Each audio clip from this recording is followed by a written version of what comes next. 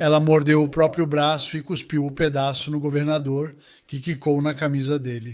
O quê? Absolutamente inacreditável. Precisamos intervir, pois não sabíamos se ela atacaria o governador naquele momento. Ela nunca falava. De repente, faz uma coisa dessas. Sabe o que quero dizer? Você pensa, isso vem dessa pessoa reservada. Ela era assim. Ela era horrível. Eles tinham outra mulher, uma velha muito maldosa. Quando olhei, ela estava na cama com um lençol na cabeça. Então eu gritei, tire esse lençol da cabeça, por favor. Nenhuma resposta. Tire o lençol da cabeça, por favor. Pensei, será que ela quer me atrair para cá? Ela pôs alguém sob o lençol esperando eu entrar. Abrimos a porta, entramos, puxamos o lençol e ela estava com um saco plástico na cabeça. Sim, e amarrado com uma meia. E os olhos dela estavam saltando para fora, completamente saltados. Rasguei o saco tentando levar ar até ela. E quando ela puxou o ar, de repente vomitou, mas ela estava com um catéter. Aquilo saiu disparado e foi para cima de mim e do Dave. Uma senhora idosa entrou e disse, Sr. Graham, você não parece bem hoje. Quer chá? Ela era assim. O marido dela a tinha abusado durante todo o casamento. Fisicamente, mentalmente e sexualmente. Nesse sábado à noite, ele saiu para beber e ela pensou, quando ele voltar, eu vou. Mas ela tentou desviar, dizendo que o cachorro tinha atacado ele e pegado o pescoço dele. O que aconteceu? Ela colocou um abridor de lata no pescoço dele para simular mordidas de cachorro. Um pequeno Lakeland Terrier, um cachorrinho ruivo, sabe? Eu era tipo, só um terrierzinho. Ela disse, foi feio, Sr. Graham. Ela achava que você era inocente. É claro que as pessoas querem enterrar seus entes queridos antes do Natal. E nesse dia em particular, eu fiz 17 cremações. E bebês, bebês, caramba, eu nunca. Isso era uma coisa. Nunca cuidei de um bebê no crematório de Ponte Fracto sem chorar. Verdade. Estou quase chorando agora porque isso te toca profundamente. Você está fazendo a cremação, então você está, bem, no comando. Então, você precisa entrar no crematório. Isso é difícil.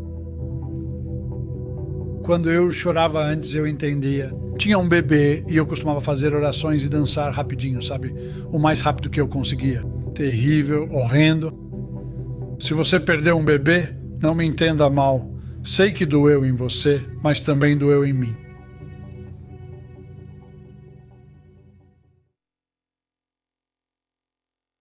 Estou absolutamente feliz em receber de volta um dos meus convidados favoritos, Kevin Graham. E na primeira parte foram as histórias brutais dos agentes penitenciários. Na segunda parte, vamos contar mais histórias brutais de agentes penitenciários, mas também temos as histórias de crematório do Kevin. Também estamos trabalhando na republicação do livro do Kevin. Então esperamos ter novidades sobre isso em breve também. É um enorme agradecimento ao Kevin por ter voltado. Mas antes de começarmos, vamos, você sabe, começar com uma das histórias do Kevin, para que você possa ver o que está por vir. E, você sabe, aviso de conteúdo gráfico, pessoal. Então, obrigado por ter voltado, meu amigo. De nada. Muito obrigado por assistir de novo. Obrigado. Você estava me contando sobre uma prisioneira que estava guardando jornais. Sim, era... Na época em que eu estava cumprindo pena, todo dia em uma das alas, havia um jornal. E digamos que o número 1 pegava em um dia, o número 2 eu pegava no dia seguinte. E obviamente o que eles faziam com os jornais podiam passar para quem quisessem para ler. Essa senhora nunca havia se metido em confusão. Ela recebeu 2 anos de sentença por agredir um policial. Enfim, ela começou você sabe, meio que se cegar às vezes. Sim, usaremos automutilação para automutilação pessoal. E, você sabe, ela estava sob escrutínio por esse tipo de comportamento.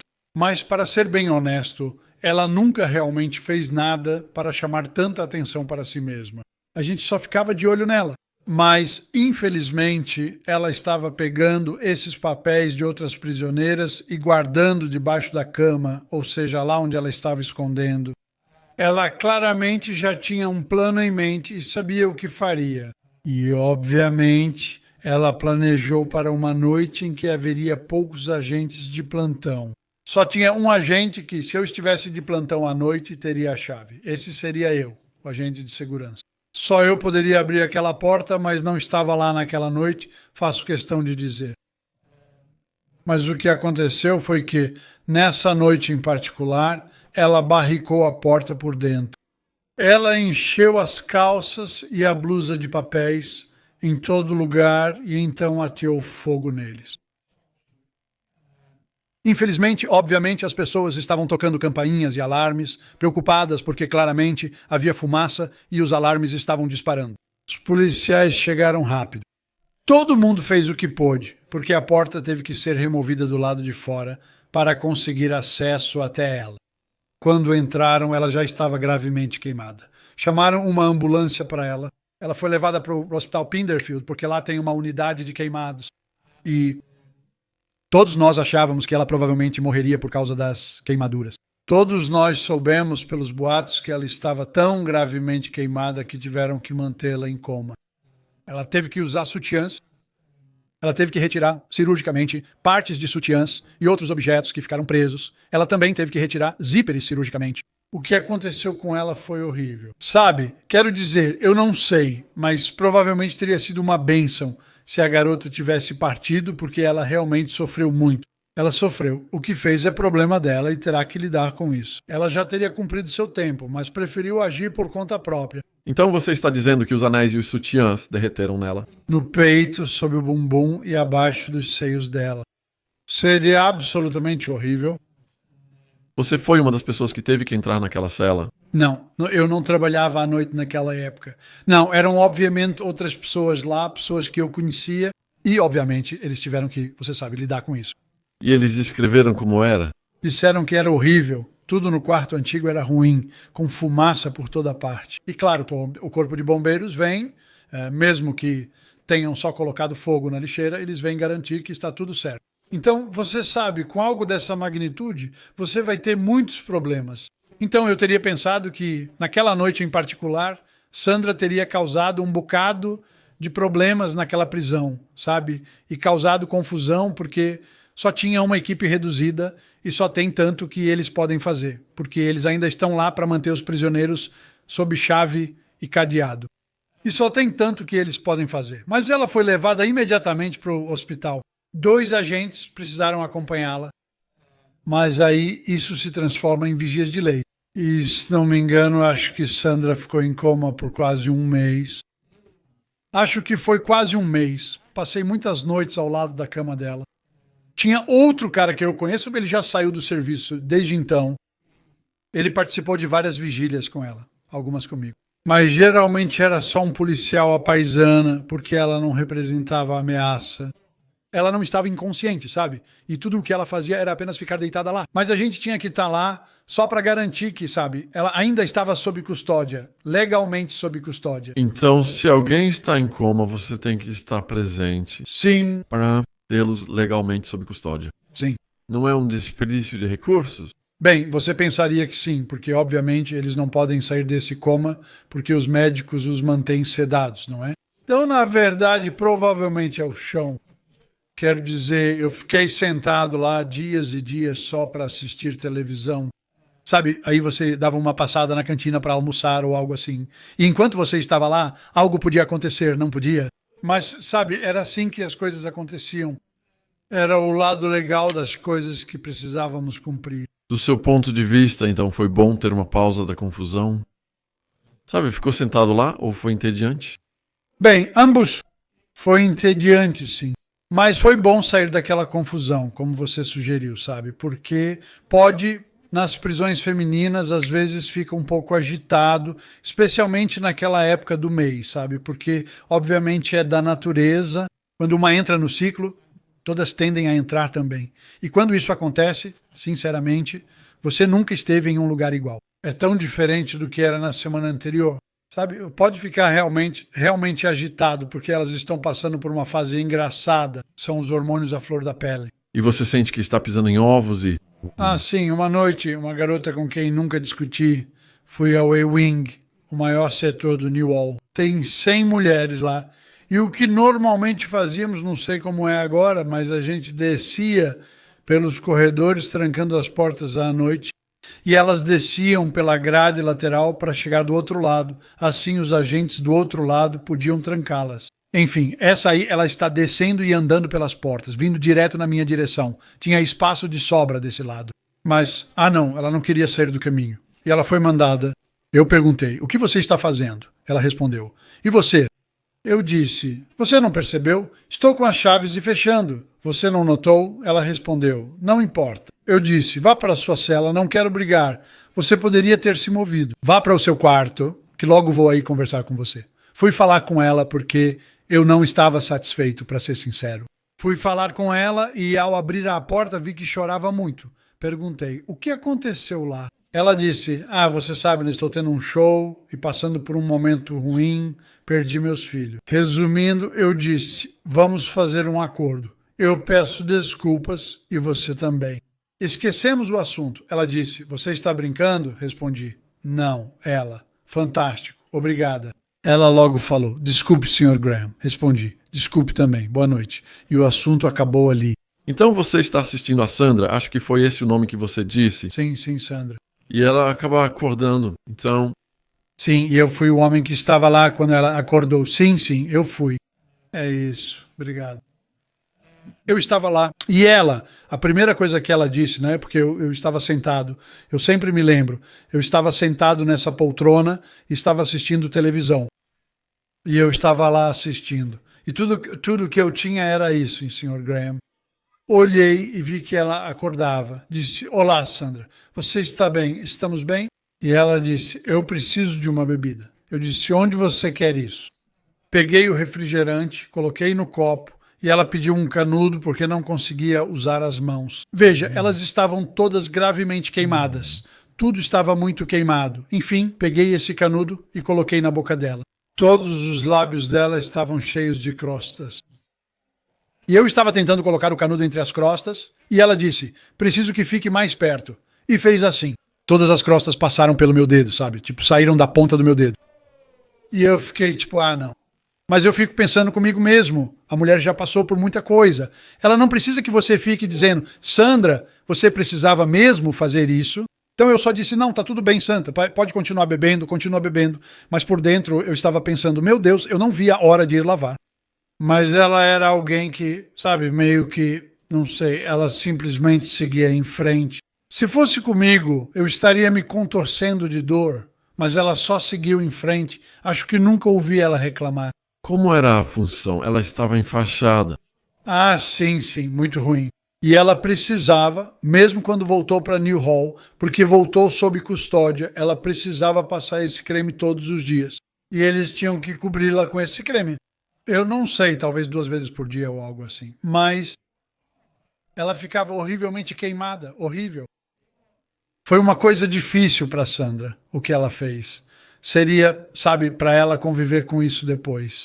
Mas também teria sido difícil para os policiais ajudarem e tocarem nela. E como não temos treinamento médico, não estamos nessa posição de ajudar pessoas assim. Sabe, quando você segura a mão dela para ajudá-la a levantar e ver todas aquelas cicatrizes e feridas.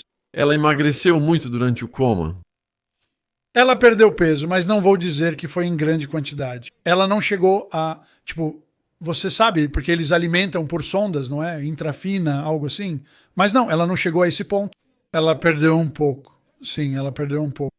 E para ser sincero, quando ela estava em um bom dia, antes de fazer, obviamente, o que fez, ela era uma mulher muito legal, de verdade. Sabe, ela só cometeu aquela única infração na vida dela. Sabe por que ela cometeu a infração? Eu não sei. Na verdade, eu não sei. Não faço ideia de por que ela bateu nele. Mas, obviamente, algo não soou bem. E ela não concordou com aquilo. Então, bateu nele e não percebeu as consequências. E ela pegou 2 anos, mas isso se transformou em 2 anos horríveis, sabe?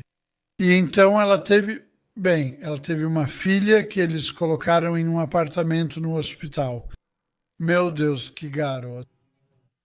Minha amiga me disse, Kev, tome cuidado com essa garota quando for. Ela está realmente indo atrás de todo mundo que aparece. A filha ficou em um apartamento no hospital para cuidar da mãe. Sim, para apoiar a mãe. Assim, caso aconteça alguma coisa rapidamente, porque acho que o hospital achava que ela realmente iria falecer. Mas ela não faleceu. Ela não faleceu. Ela conseguiu superar, sim, Sandra. Deus a abençoe. Ela conseguiu superar. Mas essa filha horrível, ela era absolutamente horrível. Ela entrou no quarto um dia, enquanto eu estava lá, ela falou: "Quem diabos é você?" Perguntei: "Quem é você?" "Sou filha da Sandra." Eu falei: "Olha, eu tô só brincando, querida. Eu sei que você tá chateada, eu sei que sua mãe não tá bem, mas eu só tô aqui fazendo o meu trabalho.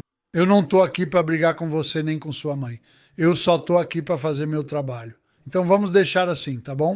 Ela disse: "Vou te falar. Você não vai me dizer o que fazer." Eu falei: "Não quero te dizer o que fazer, querida. Pare com isso." Sabe? Mas era isso que você tinha que aguentar também, entende? E você não tinha apoio nenhum. Até que quando a Sandra apareceu, aí éramos dois. Porque, obviamente, aí ela precisa ser contida, sabe? Ser imobilizada. Como os prisioneiros a receberam quando ela voltou? Bem, para ser honesto com você, Sandra era meio que um lobo solitário, sabe? Ela não se envolvia muito com os outros prisioneiros.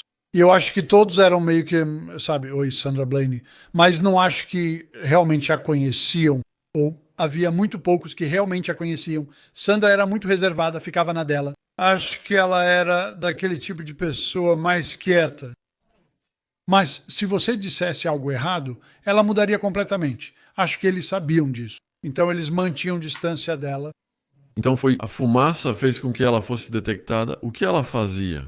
Acho que sim. Não sei ao certo, mas parece ter sido fumaça, pois os alarmes disparariam. Obviamente, os detentos também ficariam agitados, sabe? Então, opa, desculpa. Se você tivesse notado o prisioneiro escondendo jornais desse jeito, qual seria o procedimento a partir daí? Isso é classificado como contrabando, não é? Sim, bem, imediatamente, se tivéssemos sabido que ela estava fazendo isso, ou o agente do bloco que estava lá na hora, não sei quem era, realmente deveria ter percebido isso, especialmente sabendo que ela tinha histórico de automutilação. Então ela deveria ter sido vigiada nesse sentido, sabe? Dá uma olhada na cela, quando ela provavelmente estivesse fora, trabalhando, porque a maioria delas trabalha, e só dá uma olhada, só para garantir que está tudo certo. Elas não tinham nenhum contrabando lá dentro. Mas, obviamente, ninguém percebeu porque ela devia ter, sei lá, devia ter 4, 5, 6 papéis, talvez, sabe? Para se encher com eles. Eu não sei. Que história, Kevin. Depois retomamos isso. Então vamos voltar para antes de Kevin ser agente penitenciário, para os dias dele no crematório. Sim. Porque há algumas histórias fascinantes lá. E depois vamos voltar para mais histórias da prisão. Mas antes de começarmos as histórias do crematório, Kevin só quer colocar isso em contexto, não é? Sim. Basicamente, o que eu gostaria de dizer, Sean, é que eu quero que as pessoas aí fora saibam que eu vim hoje para falar sobre crematórios, porque muitas pessoas ao longo dos anos me fizeram perguntas sobre os procedimentos que acontecem e questionaram procedimentos e coisas desse tipo.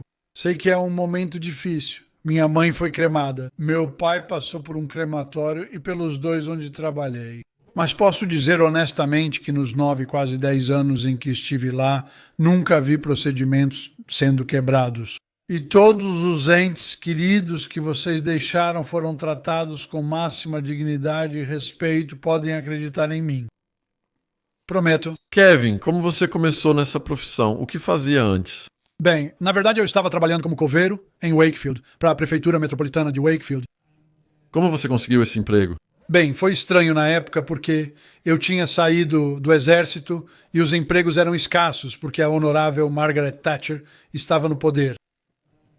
Todos amamos Yorkshire, certo? De qualquer forma, ela estava no poder e havia poucos empregos. Eu cavei uma cova com um amigo quando trabalhei nas minas antes do exército. Então, eu exagerei isso e disse ao painel que estava me entrevistando que tinha cavado 6 covas, não apenas uma. Eles disseram: sim, vamos ficar com ele, vamos contratá-lo. Fui mesmo assim e conheci caras sensacionais no cemitério.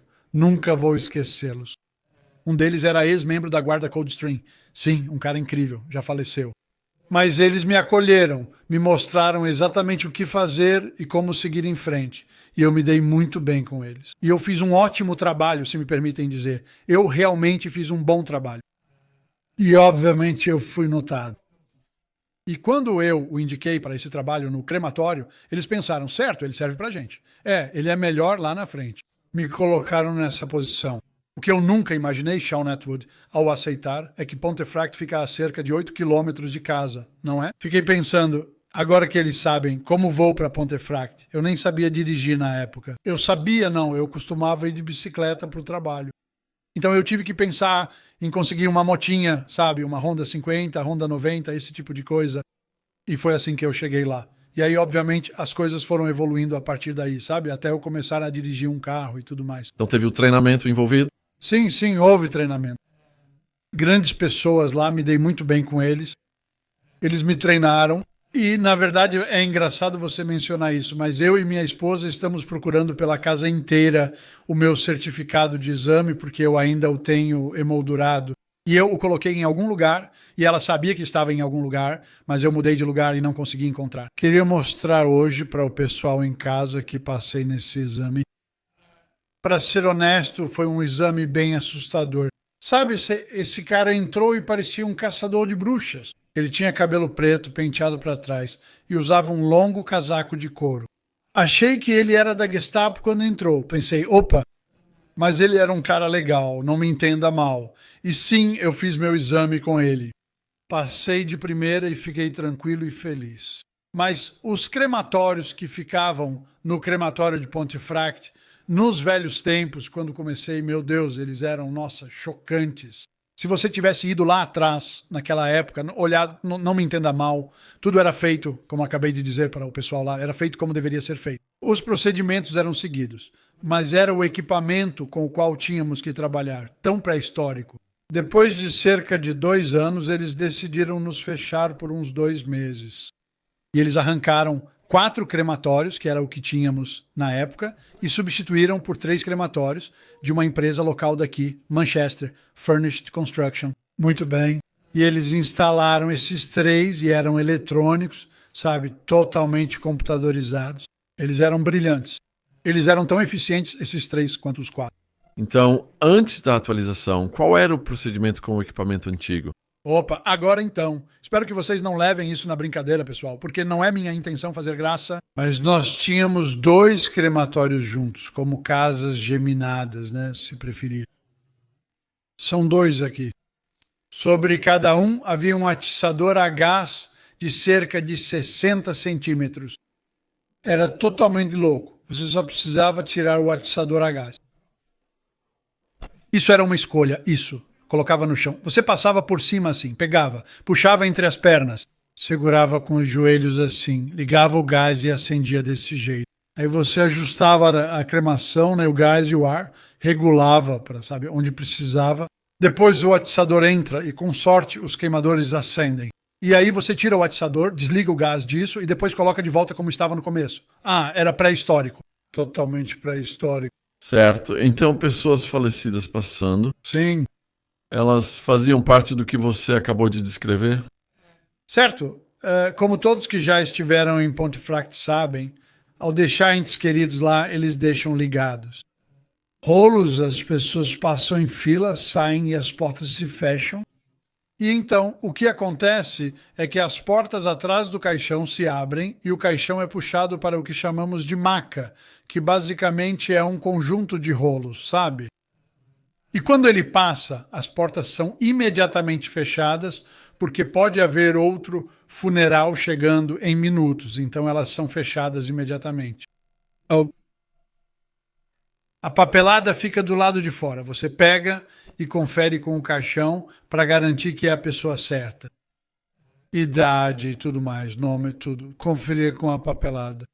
Então, se houvesse um crematório livre, o crematório seria levantado e o falecido entrava, mas só um de cada vez. Cito esse fato porque muitos me perguntaram ao longo dos anos: eles colocam 2 lá dentro para economizar dinheiro? Eles não fazem isso. Aqueles fornos não são grandes o suficiente, pessoal, para 2. Só cabe uma pessoa. Certo. Então entra uma pessoa. Sim. Você já fez isso com...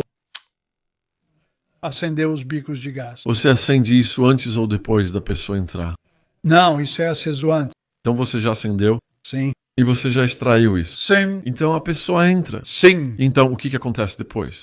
Então nós levantaríamos a porta. Seriam 2 de nós. Então, tipo, eu e você, digamos ali com o falecido, nós levantaríamos a porta Nós levaremos a cerveja até as portas. Bombearíamos até o mesmo nível.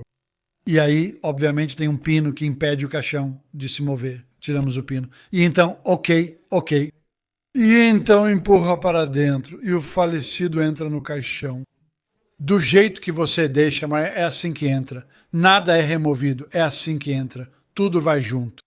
E então o que aconteceu basicamente foi que a parte dos pés parou em uma espécie de elevação, então o ar pode entrar por baixo. E então, obviamente, você tem que dar a volta por trás, porque nesse ponto tudo está pegando fogo. Então, você tem que controlar o ar e o gás e saber quanto você precisa lá dentro. Porque se começasse a entrar ar demais, aí começava a sair fumaça preta. Então, ia sair fumaça preta pela chaminé. Você tenta manter isso o mais limpo possível, porque incomoda as pessoas, sabe? Mas, na verdade, é só madeira mesmo. É só a madeira que solta essa fumaça. Então, é assim que funciona, sabe, com isso. Posso dizer honestamente, é assim que acontece. Então, para manter o equilíbrio adequado, você tem que monitorar a situação o tempo todo. Você faz ajustes. Sim, Então, você está observando o falecido. sim, Como eles estão cremando. sim. E quais desafios podem surgir nesse momento? Bem, dependendo do tamanho da pessoa também, sabe? Tipo, eu sou um cara grande, você é mais magro, então provavelmente você precisaria de mais gás do que eu. Eu provavelmente conseguiria me cremar sem gás, se quiser, porque você usa muito do que já tem no corpo. Todos são diferentes e precisam ser tratados de forma distinta. E tudo isso precisa ser analisado para garantir que você não está introduzindo gás demais ou ar demais. Quero dizer, claro, quando passaram dos balanceadores manuais para os computadorizados, que entendiam e faziam quase todo o trabalho, mas você ainda precisava intervir, sabe? Era realmente uma tarefa bastante difícil, sabe? Manter as coisas, tipo, tudo parecendo certo por fora. A última coisa que você quer é algo assim explodindo e as pessoas deixando os irmãos amor. Ninguém quer isso. Se você observa o falecido para manter o equilíbrio, Sim. durante a cremação, o falecido permanece deitado e não se mexe ou senta. Não, muito raro, muito raro. A gente olhava por um visor de inspeção, sabe? Só para ter certeza de que estava tudo certo lá dentro, que tudo estava indo bem e que não tinha nada, sabe, fora do normal. E não, é muito raro essas pessoas se moverem, ou sabe, quero dizer, sim, isso acontece. Seria mentira dizer que não acontece, mas é raro. E sobre fluidos corporais e similares? Não, esse é outro mito, porque é muito raro ver algo assim. Acho que em 10 anos lá vi talvez um caso. Isso simplesmente acontece muito rápido, não é? Bem, não é rápido porque cada cremação leva mais ou menos entre 1h30 e 1h45 minutos. Uau. Então é lento. E também há outras coisas que podem afetar isso, porque dependendo do que está no caixão, para começar, porque muitas pessoas querem ir com coisas que têm valor sentimental para elas e coisas assim. Então, obviamente, tem que ser algo combustível, mas isso pode demorar mais do que qualquer outra coisa.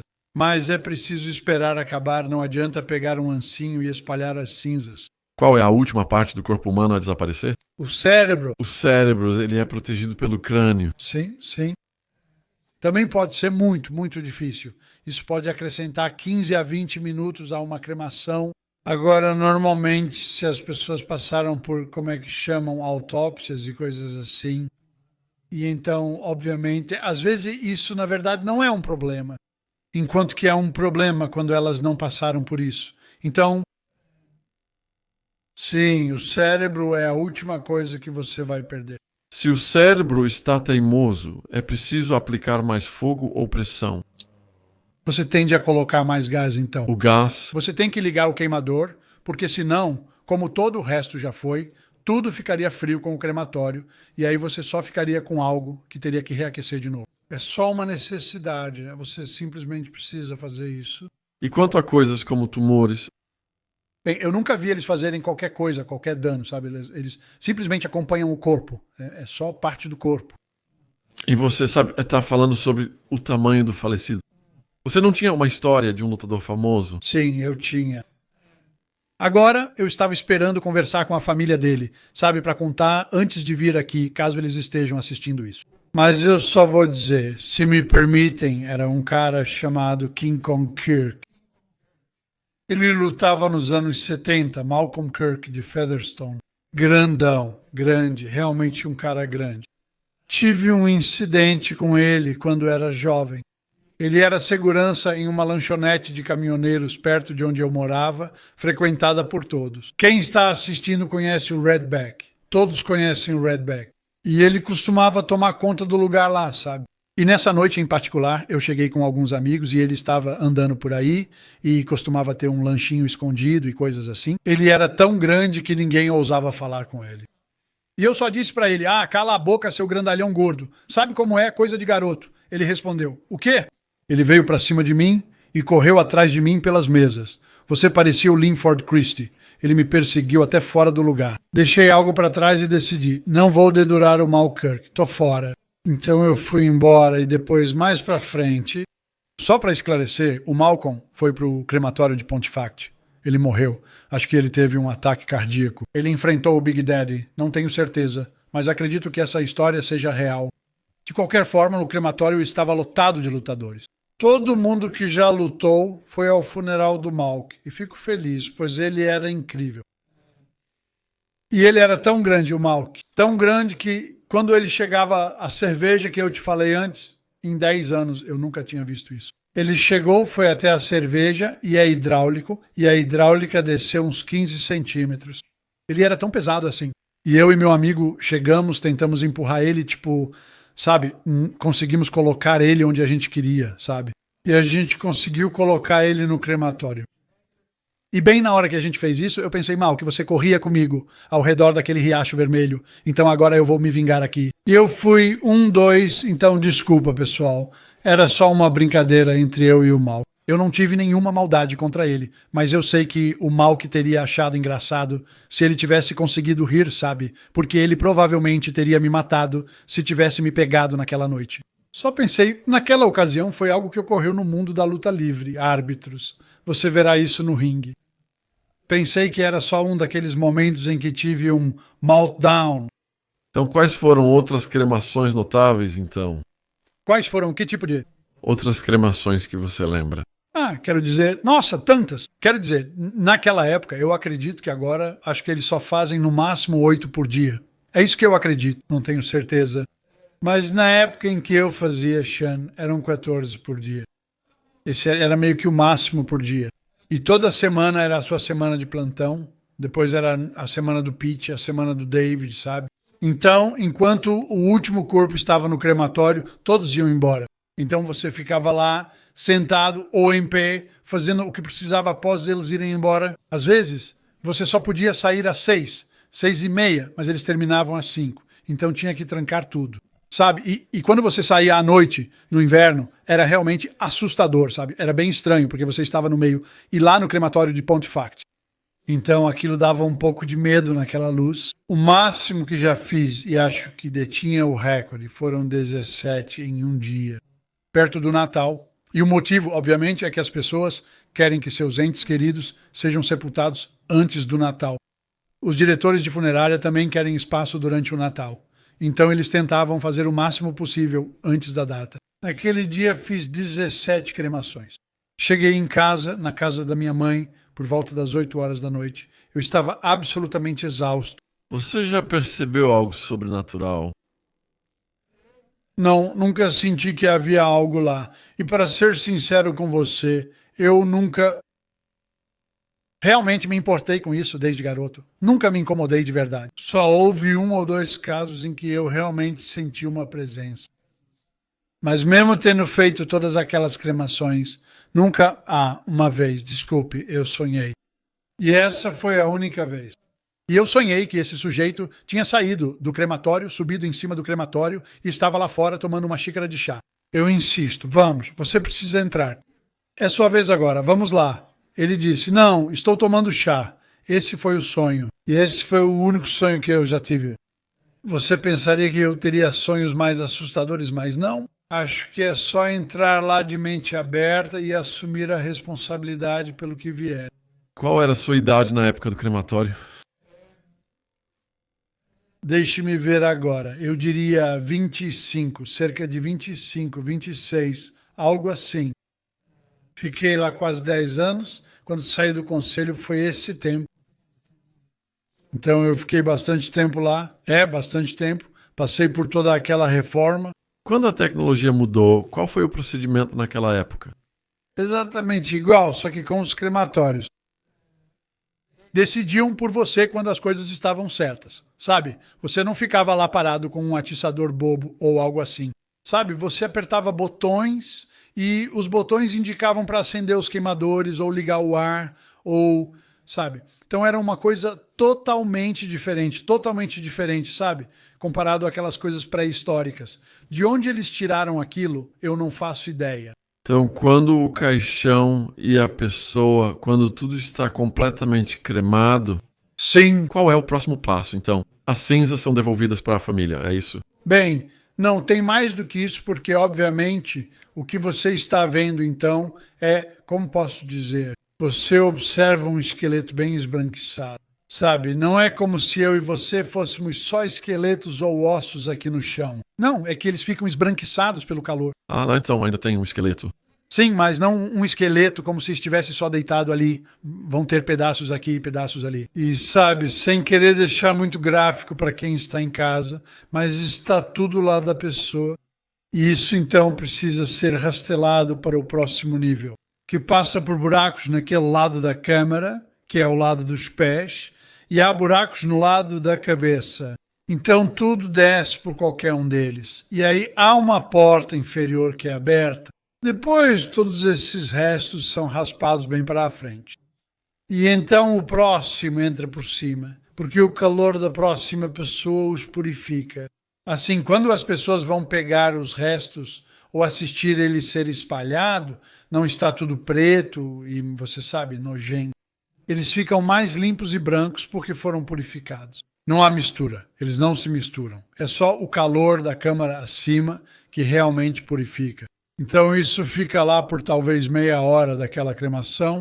Depois coloque isso em uma lata de aço inoxidável, parecida com esta peça de canto, com um funil na frente. Você coloca na porta, raspa para dentro e tampa.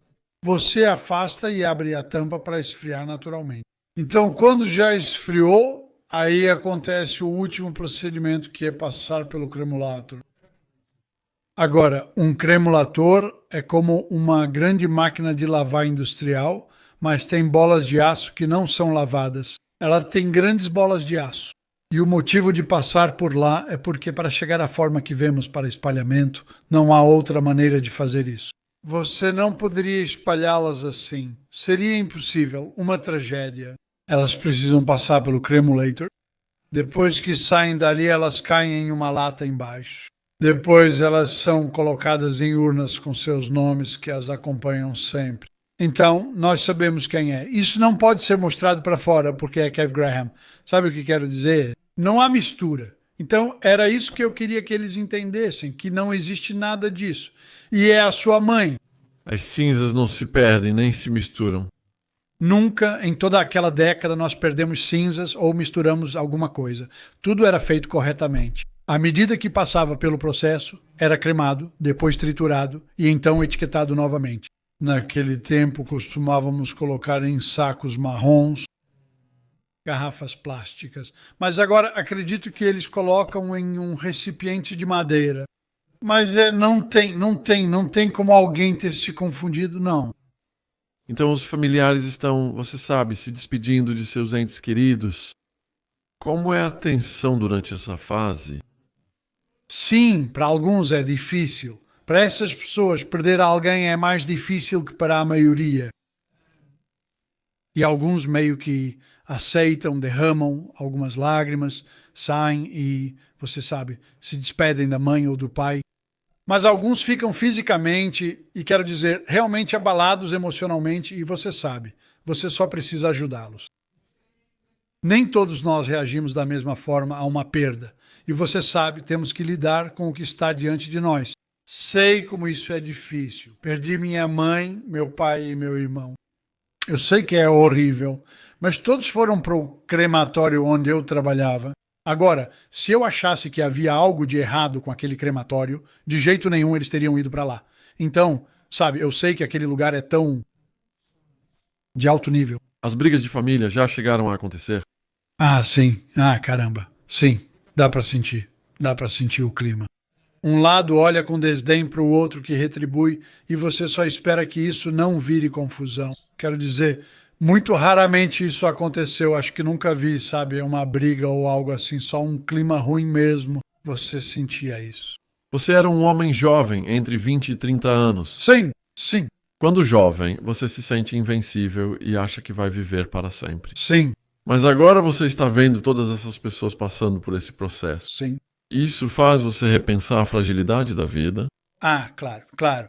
Eu nunca parei de pensar nisso. Veja, eu convivo com a morte desde os 18 anos este ano. Quando estava no exército? Não, quando cavei aquela primeira cova com aquele amigo meu, porque o primo dele tinha machucado as costas. E ele disse pra mim: "Você pode me dar uma força, Kevin? Você blá blá blá." Nenhum de nós fazia ideia do que estava fazendo, nem um pouco. E fomos lá cavar essa cova e, pra ser sincero, parecia que uma bomba tinha caído ali. No fim, só restou um buraco enorme. Não sabíamos o que fazíamos. Mas foi assim que tudo começou ali. E desde então, sempre enxerguei a morte de forma diferente. E agora eu tenho 66 anos, acabei de me aposentar, pessoal. Mas agora eu tenho 66 anos. É como se você pensasse: espera aí, não está tão longe de mim agora. Então, e quando eu vou aos cemitérios, caramba, sabe, eu olho para os cemitérios e todos os meus amigos estão lá. É como voltar para a escola. Tem fotos nas lápides e eu fico pensando: ué, o que está acontecendo aqui? Por quanto tempo vou ficar assim? Isso faz você ver a vida de outra forma. Mas como um jovem trabalhando nessa profissão, você começou a valorizar mais a vida porque via pessoas partindo e talvez percebeu, por causa da variedade de idades dessas pessoas, que as coisas podem acontecer com qualquer um. Sim, e eu acho que uma das coisas, uma das certezas que me marcaram quando eu estava lá, eram os jovens que andavam de moto, sabe, né? Eles achavam que eram tipo o Barisquino ou sei lá quem na moto e achavam que nunca iam se acidentar. De repente eles estavam conosco e isso me machucava muito, porque eu olhava para eles e, sabe, caixão, eu pensava: você tem a vida inteira pela frente, rapaz, o que você fez aqui? E isso partia meu coração. Ah, sim. E bebês, caramba, nunca, nunca. Isso era uma coisa. Eu nunca cuidei de um bebê no crematório de Pontefract sem chorar, é verdade. Tô quase chorando agora porque isso te toca profundamente. Devido ao peso do bebê, é diferente. Ah, sim. Tudo tem que ser feito de forma diferente? Tudo é feito de forma diferente, então, porque o bebê é pequeno, ele é carregado no colo. Você está fazendo a cremação, então você está no comando. E aí você precisa entrar no crematório. Isso é difícil. Quero dizer, quando eu fazia isso, chorava, pegava o bebê e costumava fazer orações e dançar rapidamente, sabe? O mais rápido que eu conseguia. Terrível, horrendo. Para quem perdeu um bebê, não me entenda mal. Sei que doeu em você, mas também em mim. Então, sabe, ver pessoas de todas as idades simplesmente partirem por qualquer motivo. Isso faz você valorizar o que vive e estar vivo, não é? Sim, sim. Quero dizer, estou satisfeito por ter chegado até aqui, se você quiser. Tenho 66 anos, porque, sabe, já passei por situações perigosas e com várias coisas diferentes. Fiz coisas bobas quando era jovem. Sabe, lembro de estar numa curva, dirigindo uma moto com um amigo meu na garupa e a gente não conseguia parar. O acelerador travou e estávamos onde deveria ter uma ponte, mas não havia. Então era o caso de ou a gente pulava ou tentava passar pela ponte. Então eu só gritei que a gente ia ter que pular e a gente simplesmente pulou. E aquilo poderia ter matado a gente. A moto voou pelo ar. Uma barra acertou ele no peito e outra me acertou no olho. Ele poderia ter nos matado, mas tivemos sorte de sobreviver. Isso não quer dizer que ganhei na loteria naquele dia, embora para muitos fosse mais. Quando chega aos 30 e poucos anos, você já se considera profissional? Seu conjunto de habilidades já foi aprimorado? Sim. Acho que isso me ajudou muito no serviço prisional, porque as coisas que fez, viu, os lugares que passou e como lidou com as pessoas. Sabe, porque é um momento muito delicado na vida, não é? Muito delicado. Você precisa se comportar da melhor forma possível, sabe? Isso me tornou uma pessoa melhor com as pessoas lá dentro também, sabe? E eles me entenderam. Eles entenderam de onde eles vinham. Eles sabiam que não deviam passar do limite. E eu nunca ultrapassei o limite enquanto estive lá dentro. Nunca. Enquanto muitos ultrapassaram, inclusive pessoas inesperadas. Isso aconteceu enquanto eu estava lá. E vou ser honesto com você, Sean. Se alguém tivesse dito para mim, escuta, aposta 1 libra nisso, você vai ganhar 1 milhão. Ele fez tal coisa. Eu teria dito, não vou apostar nenhuma libra. Mas eles fizeram isso e ultrapassaram os limites. Então você foi do crematório para o serviço penitenciário. Quando foi o período militar? Isso foi em 79. Foi isso. E então eu entrei lá em 82. Quantos anos você tinha naquela época? Eu tinha 20, 23, tinha 23, 24, por aí. Então o exército veio primeiro. Sim. Trabalhei 2 anos nas minas. Depois fui para o exército, saí e fui para... Como eu disse, não havia empregos. Uma amiga minha, ela era o que ela era mesmo, secretária na ferrovia. Mulher adorável. Se você estiver assistindo isso, Pauline, eu te amo. Agora, o que ela fez foi absolutamente, isso foi ridículo. Ela contou ao chefe de York que comandava as ferrovias. Quando devo avisar o Sr. Graham para ir ao trabalho? Sr. Graham? Quem é? O senhor o entrevistou outro dia. Acho que não. Não, foi o senhor quem fez. Eu o levei até o senhor, não? Tudo bem, ele começa na segunda-feira. Nunca estive lá. Mas essa mulher, que Deus a abençoe, conseguiu um emprego para mim lá. Fiquei só alguns meses porque o salário era muito baixo na época. Depois consegui aquele emprego nos cemitérios. O salário aumentou para cerca de 50 libras de um dia para o outro, o que era muito dinheiro na época. E então surgiu o crematório. Eu tirei minha carteira de motorista de ônibus, tentando trabalhar com ônibus atravessando o continente, mas o dinheiro não era bom. Então eu entrei para o serviço penitenciário não muito tempo depois, sabe? E eu fiquei bem feliz, Sean, no começo. Preciso dizer que havia muitas pessoas boas lá, especialmente as mulheres. Não vou citar nomes porque não posso citar todas. Nem todos eram, como disseram, que afirmei que todos eram preguiçosos. E não, eu não disse isso. E não quis dizer isso. Eles não eram assim. Sabe o que quero dizer? Alguns eram, não me entenda mal. E eram mesmo, mas não todos, não todos. Então você está dizendo que o seu passado, então, porque, tipo, hoje a gente entrevistou um agente penitenciário. Ah, sim. Ele estava explicando que tipo de pessoas estão entrando no serviço agora. É como Sim. formados na faculdade. Sim. Antes, muita gente vinha do exército. Sim. Então você meio que já tinha um conjunto de habilidades bem qualificado quando entrou nisso. Sim. Eu, não me entenda mal, eles eram academicamente mais inteligentes que eu. Os que vieram das universidades e tudo. Eu nunca tive essa chance na vida.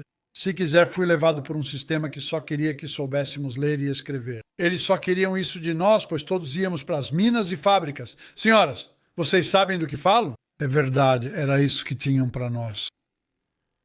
Então, academicamente, eles eram melhores do que eu. Mas em termos de falar com as pessoas, não, de jeito nenhum, sem chance, sem esperança. Eles não sabem lidar com esse tipo de gente. Veja, como eu costumava dizer para os detentos, eu dizia, por que você acha que está usando essa camisa e eu estou usando esta aqui? Diziam, você está no comando? Eu respondia, não, é porque você foi pego e eu não. E isso é verdade, porque todos nós já fizemos algo errado em nossas vidas. Quem diz que nunca fez nada errado ou pegou uma lata de sabão, está mentindo. São mentirosos. Todos já erramos em algum momento. Por isso eu conseguia conversar bem com eles, pois me colocava no mesmo nível. Mas eles sabiam que só podiam ficar deste lado da linha. Eles nunca poderiam cruzar essa linha. E eu ganhei muito respeito. Eu realmente ganhei muito respeito. Eu só tive aquele incidente ruim no final, que arruinou minha carreira. Arruinou completamente minha carreira. Mas eles arruinaram minha carreira. Não foi realmente a detenta. Ela me pediu desculpas pelo que fez. Eles nunca pediram desculpas pelo que fizeram. E esse é o tipo de empresa que eles são. E por quanto tempo você foi agente penitenciário? 8 anos. 8 anos? Sim. Então você viu muita coisa. Será que eu vi? Sobre que coisas a gente poderia falar que não falamos na primeira parte? Bom, quero dizer, tem coisas como eu me lembro de uma vez ir para segregar. Bom, desculpa, não era segregar. A gente foi para a capela, era um domingo. E eu levei essas garotas do Bloco E.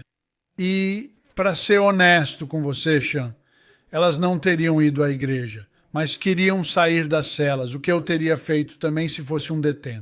Dá para entender o lado delas, mas levávamos todas em grupos para a capela. Enfim, eu estava sentado lá atrás, obviamente observando o que elas estavam fazendo, de olho nelas, sabe, no comportamento. E eu vi essa garota. E estou olhando de trás e pensando, não sei, né?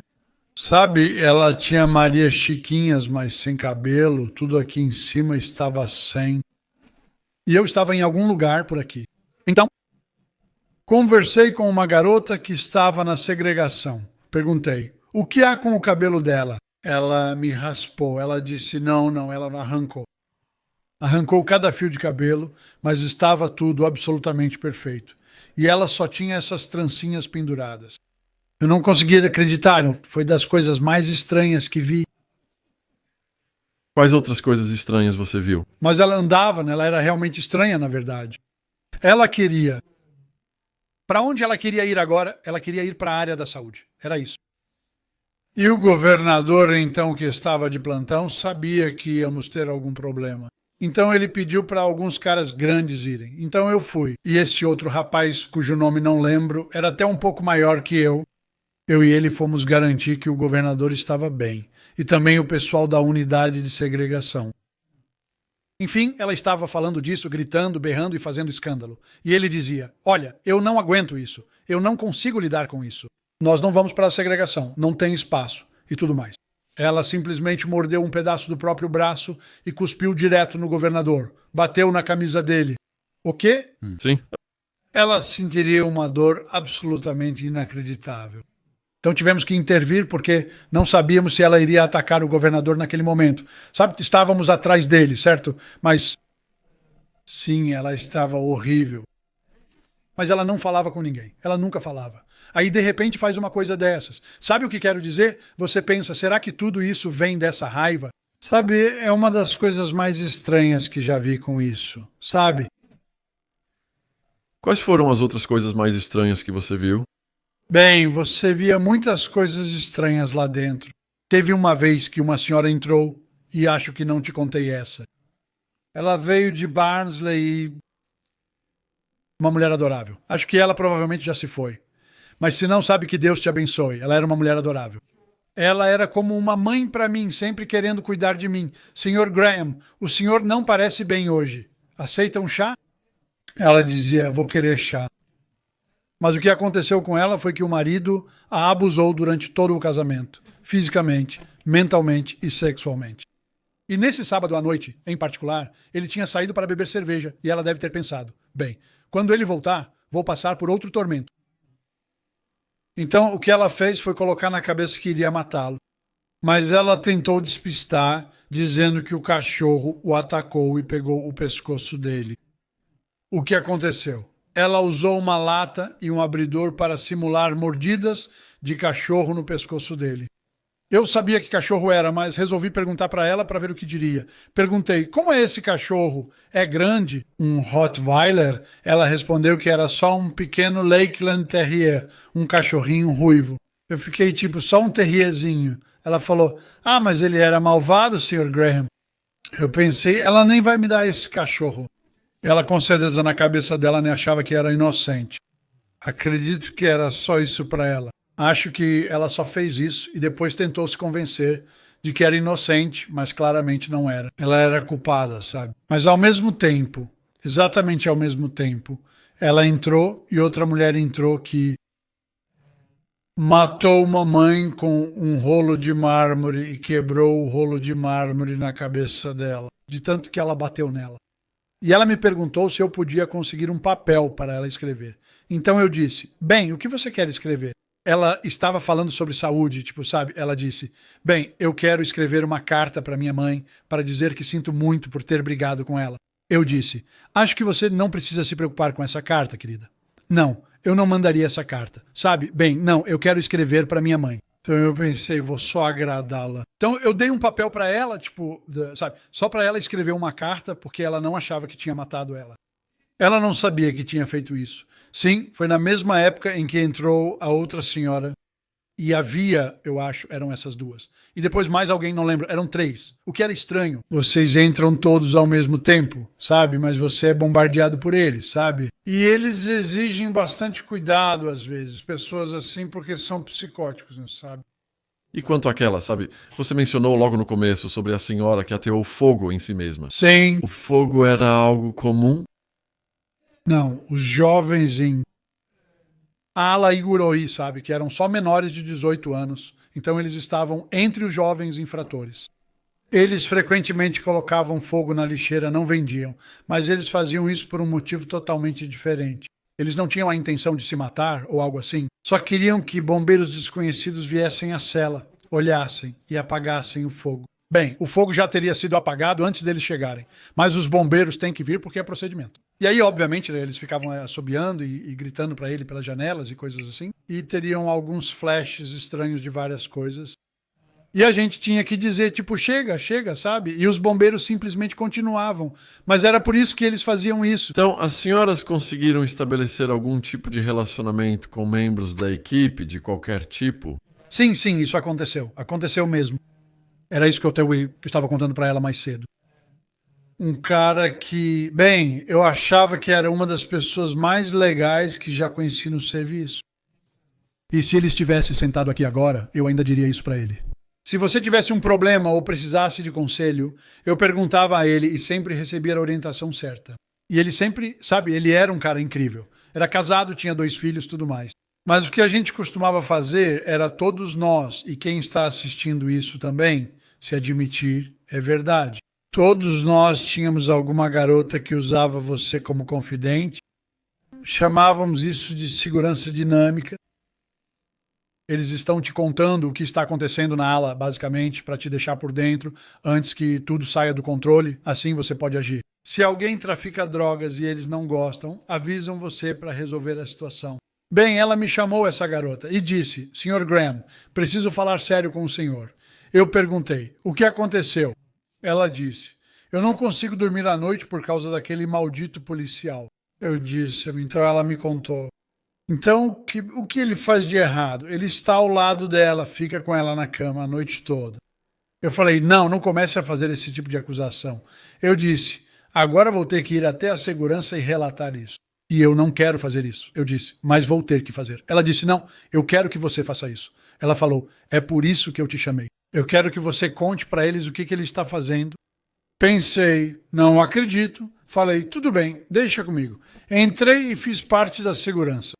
E meu chefe, ou o PO lá dentro, eu fui direto até o Chris e disse para ele, Chris, acabei de receber uma informação. Aí ele falou, o quê? Eu disse, bem, tem um oficial. E ele falou, não vá mais além. Ele disse, a gente já sabe. Ele disse, ele está sob investigação. Agora estamos de olho nele. Faço parte desse time, mas nunca soube. Então falei, ele foi. Não filme nenhum documento com o Cap. Tudo está sendo analisado agora. Da próxima coisa que sabemos, ele foi enviado para Armley em serviço destacado. Ela seria solta em alguns dias, então não ia revelar nada. Eu quero essa prisioneira. Mas ao ir para Armley, ele não sabia que o serviço penitenciário havia colocado um detetive particular para vigiá-lo. Então, na hora do almoço dele, eles o seguiam e ele ia até o apartamento dessa garota. Gravaram tudo em vídeo. E quando ele foi para a audiência disciplinar, meu chefe na segurança disse para ele, certo, você vai assinar isso. Mantenha sua aposentadoria e saia de cabeça erguida. Você vai à reunião? Ele disse. Não fiz nada de errado para estar nela. Depois falou, vou te dizer, assista aquela fita de vídeo. E ele foi, ele sabia o que era. E ele simplesmente disse, me dá isso. Ele assinou e foi embora. Nunca mais o vimos. Mas sim, isso estava acontecendo. Estava acontecendo. Não tinha um funcionário que ficou junto com o assassino? Sim, mas ela não trabalhava no New Hall. Ela ficou com ele na prisão antiga. Ela nos deixou. Estava treinando com uma garota. Ela saberá quem é se estiver vendo isso. Ela passou no exame de SO. Garota inteligente. Sempre a admirei e foi muito agradável conviver com ela. E eu nunca pensei, nunca mesmo, que isso aconteceria. Ela foi como SO, oficial sênior, para a prisão antiga, onde o marido dela, que eu não conhecia na época, não era oficial, Ele tinha feito o treinamento com a gente na mesma época. Depois, a próxima notícia foi que ela foi demitida por ter relações com um sujeito condenado, sabe? Por Deus sabe quantos anos por assassinato. Você disse que ela se casou com um agente penitenciário. Tenho certeza que ela é casada com ele. Ela o conheceu na escola de treinamento. Eles trabalhavam na mesma prisão. Ela era uma supervisora de operações. Ele deve ter levado isso numa boa. Bem, consegue imaginar como era lá dentro daquela prisão? Todos os detentos já sabiam o que estava acontecendo. Enquanto ele caminha pelos corredores, parece certo, não é? Posso supor que, se está vendo isso, já sabe quem é. Como foram detectados? Não sei como ela foi detectada, sendo honesto. Eu acho alguém dedurou ela ou gravou num vídeo, ou eu não sei. Eu não sei exatamente como foi. Mas eu sei que desde então ele saiu e eles ainda estão juntos. E continuam do mesmo jeito. Eu não conheço o cara, nunca o encontrei. Então realmente não posso falar sobre ele. Eles parecem felizes juntos e têm um pequeno negócio. Porque muitas vezes os presos tentam usar um funcionário e fingem que vão contrabandear coisas. Depois eles largam a pessoa, não é? Depois que já usaram. Veja, uma vez que você cruza a linha, já era. Se eles dissessem pra você, você se importaria de trazer 20 cigarros pra mim? Só posso fumar cigarros, Taylor. Você se importa? E eu faço qualquer coisa por você aqui dentro. Eu arrumo aqui dentro pra você, qualquer coisa. Se você fizer isso, no dia seguinte vão pedir: pode trazer maconha pra mim? Não, não posso. Bem, você trouxe cigarros pra mim, então vou contar pro diretor se não trouxer. É assim que eles te pegam, passando da maconha pra outra coisa. Então nunca cruzar essa linha. Se você cruzar essa linha como alguns que conheço já fizeram, eles não vão parar de te pressionar. É por isso que esses celulares estão entrando, porque eles têm esses agentes penitenciários na mão e estão fazendo com que eles tragam os aparelhos para dentro. E sobre relacionamentos e relações entre presos? Isso é algo que acontece o tempo todo. Muitas mulheres chegam ao New Hall sempre tendo sido heterossexuais, mas depois de 2 meses com a gente, já estão do outro lado da cerca. Isso só é gay quando está presa? Acho que provavelmente é isso mesmo. Acho que é só gay enquanto está presa. Mas ele fica assim, sabe? Eu já vi isso. Teve um caso, foi muito engraçado. Eu fui para o bloco E e essa garota, ela estava literalmente beijando muito outra garota na cama. Cheguei na cela e falei: isso está errado, não se faz aqui, para com isso. Caso contrário, vou te dar uma advertência.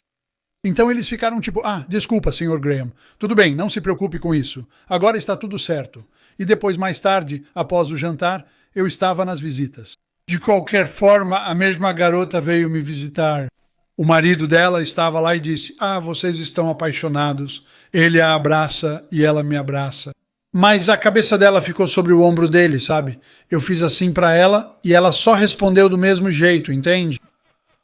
E foi assim que aconteceu. Obviamente, eu não vou contar pra ele, eu não vou dizer isso. Mas era assim mesmo, acontecia sempre. Eles levavam uma vida dupla lá. Então, se eles forem descobertos, isso resulta em uma ação disciplinar ou é simplesmente permitido? Não, eles não deveriam fazer isso, especialmente andar de mãos dadas e afins. Mas isso é outra história. Mas se você pegasse ele em um ato sexual ativo, então, sabe, você deveria detê-lo. Isso se chama deter. Sabe, você acusa eles, eles passam a noite na segregação e no dia seguinte vão para a frente do diretor. E aí ele, na época em que tínhamos isso, que já tiraram de nós, ele podia dar até 28 dias de punição, de sentença.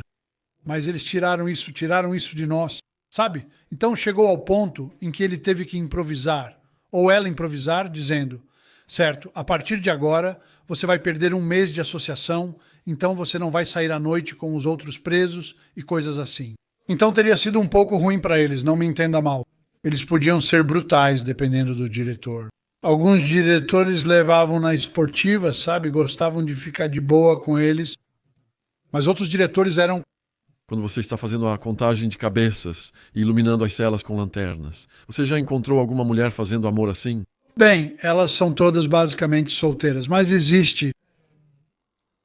Como é que eles chamam isso? Caminho dos apaixonados. Caminho dos apaixonados, é. Existem 2 lugares assim em New Hall, mas não muitos. E uma garota que eu conhecia da época do IOI, ela sempre foi meio encrenqueira, mas sempre foi de boa, sabe o que quero dizer? Lá fora, ela já havia sido presa por prostituição e afins, mas lá dentro sempre foi tranquila comigo. Ela era tranquila, sempre gostava de rir. Eu realmente gostava muito dela. E ela dividiu a cela com outra garota. E quando chega o turno da noite, quando você está de noite, você também vai fazer a contagem dos detentos. Então, obviamente, você tem que olhar, sabe? E contar. O próximo, o próximo. As duas estavam na cela. Perguntei o que faziam ali, ela respondeu: "Olá, Sr. Graham", e outras coisas. Ela falou: "Vamos ter uma boa noite." Perguntei: "Como assim? Não quero vocês em encrenca. Já tenho problemas demais." Eu disse isso. Ela fez uma garrafa de bebida caseira. Ela fez bebida caseira com cereal, não sei o que acho, mas duvido que ela fique bêbada. Eu disse que se fosse outra pessoa, tiraria isso de você. Mas como é você, se comporte hoje à noite. Ah, sim, sem problema, sem problema. Nunca fez mais nada, dormiu profundamente da próxima vez. Eu andava por aí, sabe? Mas outros oficiais, e com razão, teriam aberto a porta e tirado isso dele e teriam dado uma punição para ele. Mas há certas coisas que você pode fazer, mas não pode passar dos limites.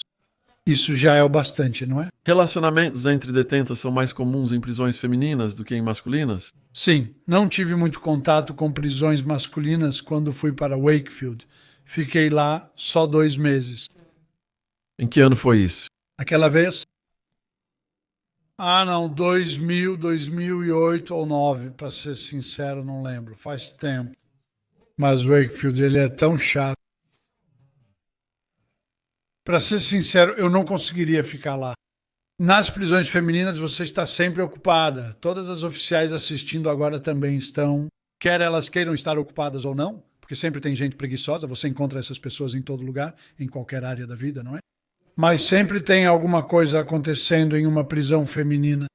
No lado dos homens, geralmente quando acontece, é sério. Sabe? Ou é um ataque a um membro da equipe, ou é um ataque sério a outro detento. Então é mais desagradável, mas eles realmente não se importam com você. Eles não incomodam tanto a equipe. A menos que você fosse alguém que estivesse claramente intimidando, aí eu acho que eles iriam atrás de você. Mas se não for o caso, não. O outro oficial que entrevistamos hoje estava em Wakefield. E ele estava... O estripador de Yorkshire e Ian Huntley estavam lá. Alguns eram realmente de alto perfil. Quem mais se destacou quando você estava lá? Bem, não sei por que esse cara errou isso no seu último, mas vou corrigir neste aqui. Na verdade, não o conheci, só me cumprimentou. Na verdade, eu não cheguei a conhecê-lo, mas fui até o Bloco F, que é onde o Bronson estava preso. Quando ele saiu do quarto, abriram a porta enquanto eu estava lá e ele só perguntou: "Tudo bem?" Foi só isso que ele disse. "Tudo bem." E eu respondi: "Sim, cara, pode crer." E foi só isso. Foi isso, sabe? Esse cara acha que eu falei que trabalhei no Bloco F, mas nunca trabalhei lá. Outro diz que nunca trabalhei em Wakefield. Eu trabalhei em Wakefield, mas não por muito tempo. Enfim, isso é outra discussão. Mas lá dentro, o diretor eram obcecados por Huntley. Sim, o cara que veio hoje estava andando como se fosse o dono do lugar. Francamente, eles não podiam colocá-lo na população normal, porque tem tanta gente lá dentro que só quer a cabeça dele. Se você for direto, eles querem ele, e ele sabe disso. E é por isso que ele não desce. Então, toda vez que vão transferi-lo, ele tenta se machucar, ou você sabe, de várias maneiras, e aí ele fica na enfermaria por um tempo, que precisa ser avaliado de novo, e então ele faz tudo de novo. Então, quando fui lá pela primeira vez, porque, na verdade, eu tenho meu certificado de negociador de reféns, e acho que chamaram o diretor naquela época, Dave Simpson, gente boa de Sunderland. E ele me chamou no escritório dele e disse: "Kevin, quero que você vá lá e converse com ele. Veja como ele está. Veja se conseguimos colocá-lo na população normal." Porque, só para contextualizar, ele matou 2 garotinhas. Chocante. E eu realmente fui encontrá-lo em algumas ocasiões, mas, para ser honesto com você, acho que ninguém vai tirá-lo de lá, a menos que ele seja removido à força. Nesse ponto, já sabemos o que vai acontecer e vamos criar muitos problemas para nós mesmos. Sabe? Seríamos nós que ficaríamos sob as vigas malditas, não ele. Seria nós. Matthew era oficial 10 anos depois de você, e ele disse que houve algumas tentativas contra Huntley, mas ele sobreviveu a elas e vendeu sua história sobre ter sido atacado. Quero dizer, por sua vez, minha esposa estava lendo hoje em algum lugar sobre Bronson vendendo suas pinturas. Por que isso? Sabe, por que estamos permitindo isso? Sabe, isso é recompensar mau comportamento em uma prisão feminina. Costumávamos tirar as televisões porque, afinal, por que teriam se comportavam mal? Por que daríamos isso para eles, sabe? A gente não recompensa mau comportamento. Foi isso que nos ensinaram. Então, bem, a gente não tirava as televisões, a gente desligava elas com uma chave em forma de anzol, sabe? E pronto. Não entendo como Bronson ainda tem televisão, enquanto mulheres que gritaram com alguém perdem a televisão. E o estripador de Yorkshire, você chegou a falar com ele? Nunca vi ele. Você conhece aquele cara quando ele saía à caça? Sempre lembro de sair para jogar o lixo tarde e olhar ao redor. Isso me deixava em alerta. Eu era criança e lembro de tudo no noticiário. Bem, essa é outra história. Mas eu e meu amigo estávamos em Leeds uma vez. E, paramos para pedir informações, porque nos perdemos. Ninguém tinha sistema de posicionamento global naquela época e ele dirigia um antigo Ford Escort. Quando paramos, a polícia apareceu de repente e cercou a gente. Perguntaram, o que vocês estão fazendo aqui? Dissemos que só pedíamos informações, pois não sabíamos como voltar.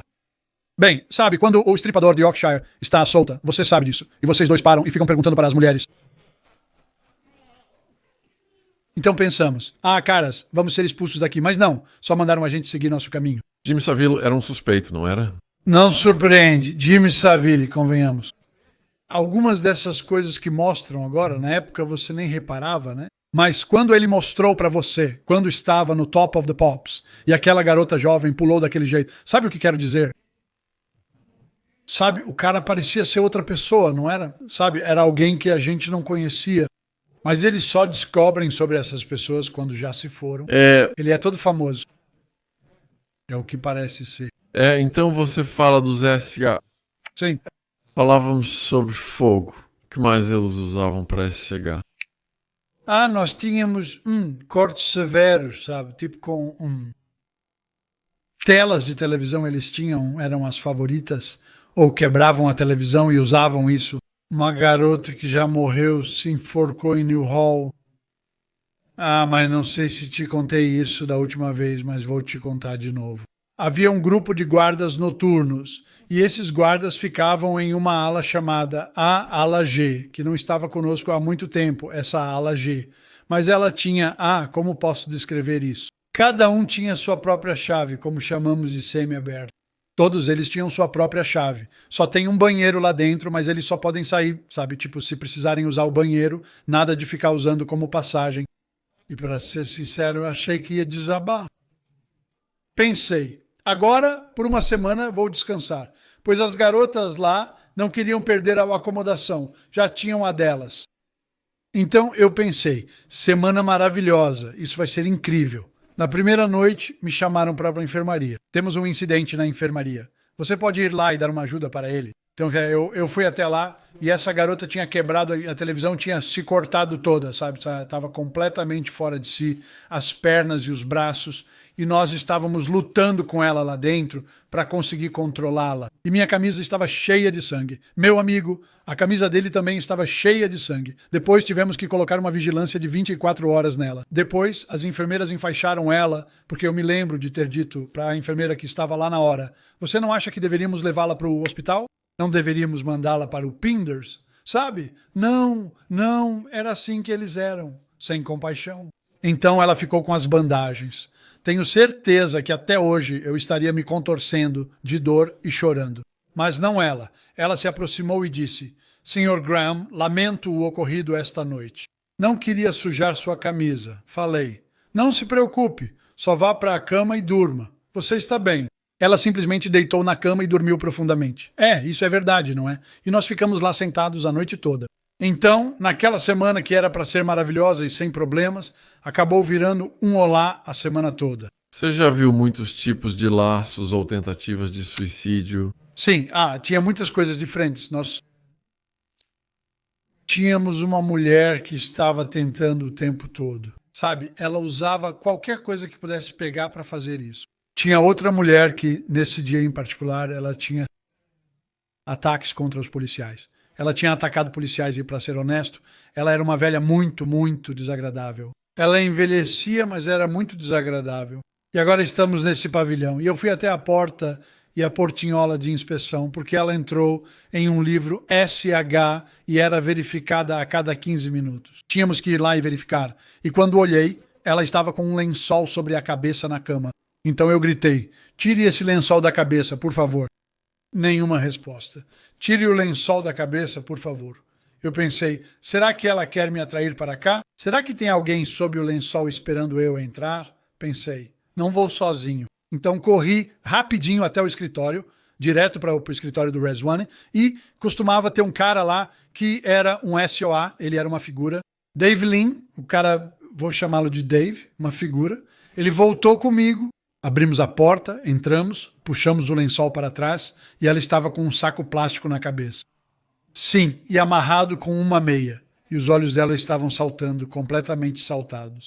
Rasguei o saco tentando levar ar até ela. E quando ela puxou o ar de repente, ela meio que vomitou, mas ela estava com um catéter que saiu disparado e foi para cima de mim e do Dave.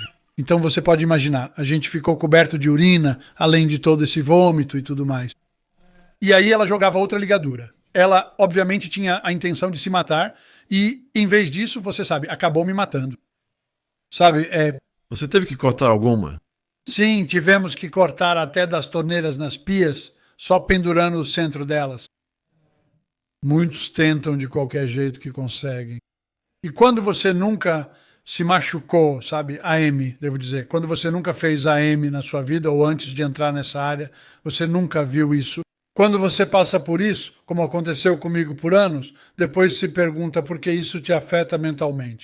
E muitos de nós realmente sofrem de estresse pós-traumático. E eu ainda sofro com isso porque tem muitas coisas, flashbacks, incidentes, situações em que somos perseguidos, sabe, sem motivo algum. Ainda sinto essa culpa, mesmo sabendo que não fiz nada errado. Quantos você teve que derrubar? Acho que eu nem saberia por onde começar a te contar, Sean. Então, basicamente, eles estão a segundos de morrer ficando roxos. E você está indo até lá, salvando a vida deles. Sim, ou eles estão amarrando na cama, sabe? Tão apertado, alguns muito apertado. Você não consegue colocar os dedos embaixo para pegar a sua faca de peixe, porque todos nós carregamos facas de peixe para enfiar ali e cortar, sabe? Amarrar eles mesmos na cama. Eles amarraram a ligadura tão apertado, A ligadura apertada. tão apertada no pescoço que mal dá para colocar os dedos por baixo para passar na faca de peixe. A faca de peixe tem formato de boca de peixe, por isso é segura ao passar por baixo, pois só o plástico encosta neles. Mas a lâmina de barbear dentro corta a ligadura. E vou te dizer, às vezes lutei muito para conseguir colocar isso neles. Você precisa ser treinado para isso. Você tem que ser treinado e tem que ter controle. Porque se você perder o controle, e eu já vi isso antes também, quando as pessoas simplesmente perdem, a vontade de viver, se quiser, os agentes. Sabe, eu vi eles sentados numa cela, esse agente em particular, e ele simplesmente jogou a faca de peixe na parede, sabe, e disse, já deu pra mim, não aguento mais continuar. E ele não conseguiu cortar a pessoa. Não, ele já tinha feito, já tínhamos feito junto. Nós... Mas ele simplesmente se cansou. Ele simplesmente jogou a faca de peixe na parede. Um segura as pernas e o outro corta. Você tem que mantê-los sob controle, sim. Então talvez precise colocar restrições nas mãos deles. Sabe, é CNR, controle e restrição. Você vai ter que colocá-las para restringi-los, mas muitas vezes eles estão quase morrendo. Então, na verdade, não é necessário tanta restrição assim, sabe, para conseguir tirá-las. Quando eles se acalmam, agradecem. Normalmente, alguns agradecem. Alguns chegam e dizem, desculpa pelo que fiz naquele incidente e blá, blá, blá. Antes eu tratava isso com respeito e dizia, não se preocupe, não queremos ver isso, querida. Continue dizendo, se tiver algum problema, fale comigo. Essas coisas. Mas alguns deles te odiariam por isso, sabe? Você devia ter me deixado. Era isso que eu queria. Você pensa, como vou saber disso se você realmente queria? Alguns só fazem isso para chamar atenção, outros querem de verdade e há quem realmente tem a intenção de fazer. E é uma pena. E quais são as formas mais criativas de AM? Bem, as formas criativas que eles usam, a melhor delas é com telas. Outro exemplo são potes de café. Sabe, quero dizer, bem, você mesmo sabe o quão grosso é aquele vidro e, obviamente, eles podem usar isso. Mas também pode ser usado como uma ferramenta para atacar os agentes. Sabe, isso já aconteceu comigo uma vez.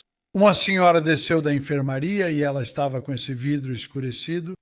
E deveria ter sido, porque antes de saírem da enfermaria, os agentes lá em cima precisam revistar todos os pertences antes que eles desçam para a população geral. Mas por algum motivo, provavelmente deixaram ela passar porque era uma senhora de idade e acharam, sabe, que talvez já tivessem feito isso. Eu não sei. Mas ela veio para esse pavilhão onde eu realmente nunca trabalhei. Mas agora ela veio para lá e ficou lá. Ela já estava aposentada, então não trabalhava no regime da prisão. Todos iam trabalhar e ela entrava. Quando saíam, você fazia sua papelada. O alarme tocou. Fui a uma cela e perguntei, qual o problema? Posso pegar água quente? Respondi, não, pegue antes de entrar. Eu disse, quando todo mundo for trabalhar, você tem que ficar dentro. Não tenho uma xícara de chá. Pensei nisso e fiquei pensando, devo deixá-la sair aqui? Estou sozinho. Ela tem alguma intenção? Quer jogar água quente em mim ou só fazer chá? Então eu pensei, vou arriscar nessa, vou tentar. Então eu disse, olha, vou te falar uma coisa, vou te deixar sair para tomar uma xícara de chá. Você vai direto para a chaleira, volta direto para dentro. Tudo bem? Sim, sim. Ela foi até a chaleira, pegou essa água. Eu pensei, está fervendo. Isso é água fervendo? Ela vem andando pela linha e se aproximando de mim. Eu acabo recuando um pouco. Então ela disse, você se importaria de entrar no meu quarto? Aí eu falei, na verdade, eu me importo sim. Eu disse, a gente não entra nos quartos. Eu disse, você entra nesses quartos, a gente fica aqui. Falei, entra só com sua xícara de chá, te amo, depois conversamos. Ela perguntou se podia trazer algo para mim. Eu disse que não e pedi que fosse ao quarto, que eu esperaria. Acho que algo está acontecendo aqui. Talvez eu deixe uma aqui. Ela saiu com essa toalha, abriu a toalha e tinha num caco de vidro. E ela me deu, ela falou, vou te dar assim porque você é um policial legal. Ela disse, eu provavelmente tinha a intenção de te entregar de outro jeito. E eu falei, bom, acho melhor você só me entregar, né? E ela me deu esse caco de vidro. Ai, Deus. Sinceramente, achei que algo passava pela cabeça dela naquele momento. Ela talvez pensasse que, se eu dissesse, não deixo você sair para um drink, como fariam muitos oficiais, eles estariam certos, pois ela... Será que teria feito isso no jantar, quando todos voltaram e ela os liberou para pegar sua xícara? Ela faria isso com qualquer oficial que a negasse? O quê? Quais os ferimentos mais graves de outros oficiais? Nunca vi ferimento grave em oficial em Newhall.